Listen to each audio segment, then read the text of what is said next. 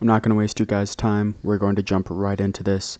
Fantastic defense, amazing opening, and this works against whatever white plays.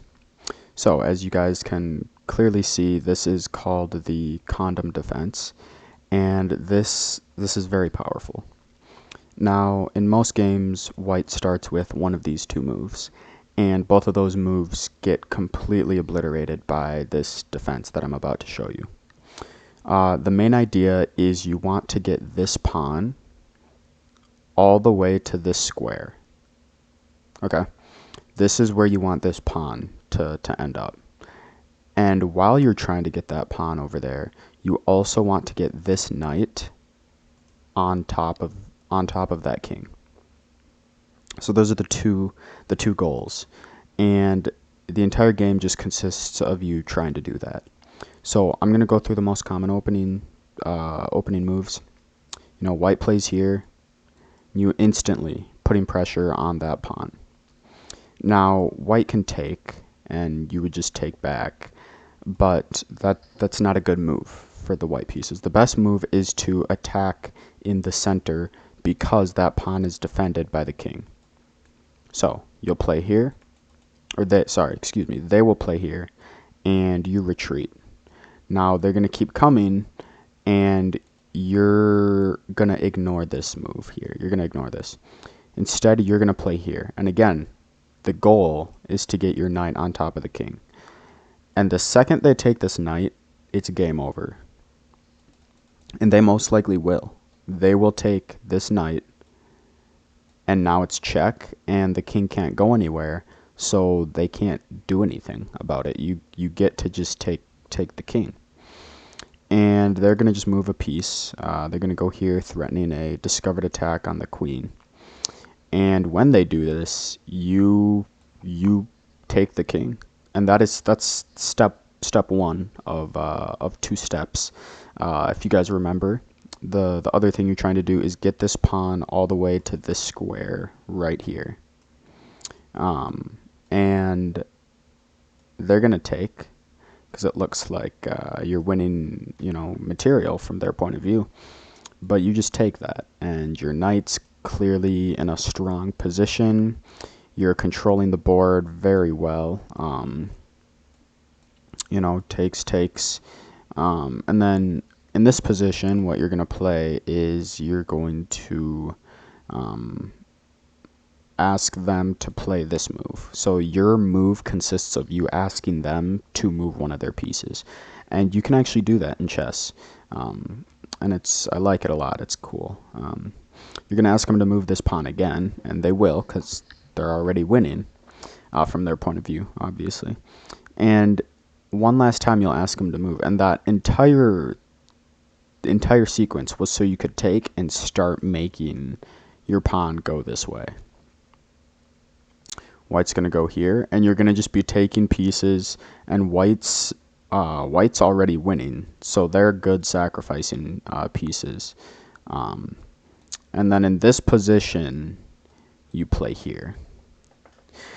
Now, this is already completely winning for black. You have the open file, your bishop's pretty strong.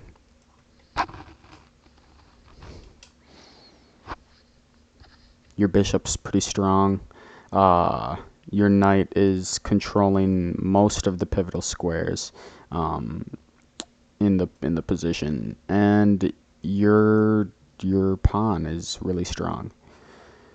Now, the reason white won't take either of these pieces is because this one's just defended by the queen, and this pawn, if they take, they are officially stuck behind their own pawn for the rest of the game. Because if they take that pawn, you play here, and then if they ever move the rook, you take that pawn. So they can't take. So what they do is they play here, which is a horrible mistake. You can just take that. And then they'll play here, defending their knight and offering a trade. Now, you don't accept that trade. The move that you play is you play here. Now, the reason this move looks bad is because it looks like, the knight can take it. And that is a negative thing for sure. But But the saying goes, two negatives make a positive. And this can also take your queen, and that is negative too. So there's two negative things white can do, but two negatives make a positive. So they just get confused, they don't know what to do, and it's so bad that they forget about it, and they go here, getting ready to take the pawn. And you just you what do? You go here, pinning this to the pawn. Now this knight can't move because you'll take, and this knight can't move because you'll take the pawn. So what does white do? They play here. And then they go here, but that's just a free rook. But this pawn is defended twice. So, white's going to go here, because now they're defending, and that's defending. You can't really do anything. So you're going to take the pawn, and they're going to take, and now you're stuck with a very difficult choice. Do you take the knight on the left or the knight on the right? Now, you might say take the knight on the right because it rhymes, and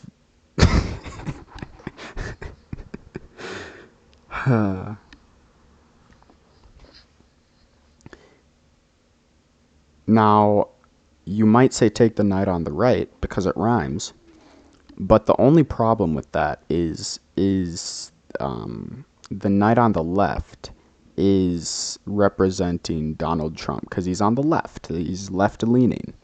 So do you want to get rid of the left or do you want to get rid of the rhyme? And you know, you can just take both if you want. And that's usually what I end up doing in this position. You kind of just get rid of both of the problems, and now they have these two pawns left. Now, what you're going to do in this position is this is pivotal.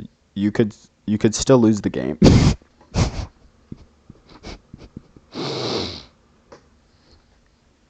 In this position, you could still lose the game if you don't play the. Oh my gosh, this is so dumb. Now, guys, in this position, you could still lose the game if you don't play the right moves in the right order. So what you have to do is, you have to figure out which pawn you want to take first. Do you just take that one and stop it from promoting? Or do you take this one and stop it from blocking this bishop when it moves to this square, which you do at some point in the game?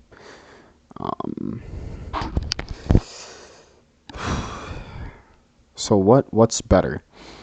So you have to ask yourself, what's scarier, a pawn getting to there, or a pawn blocking this bishop moving here in a few seconds? What is worse? Now the answer is both of them. Each one of those moves is worse than the other one. They both are much worse than the other option. And that means you just take both. And that's the only way to win the game. Otherwise you lose.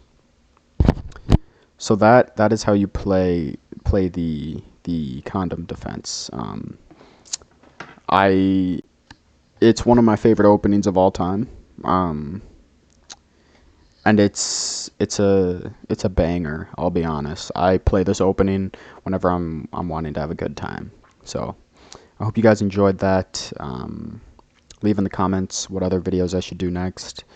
Wow, this was a longer video. I usually make like 3-minute videos, but yeah, so I appreciate it, and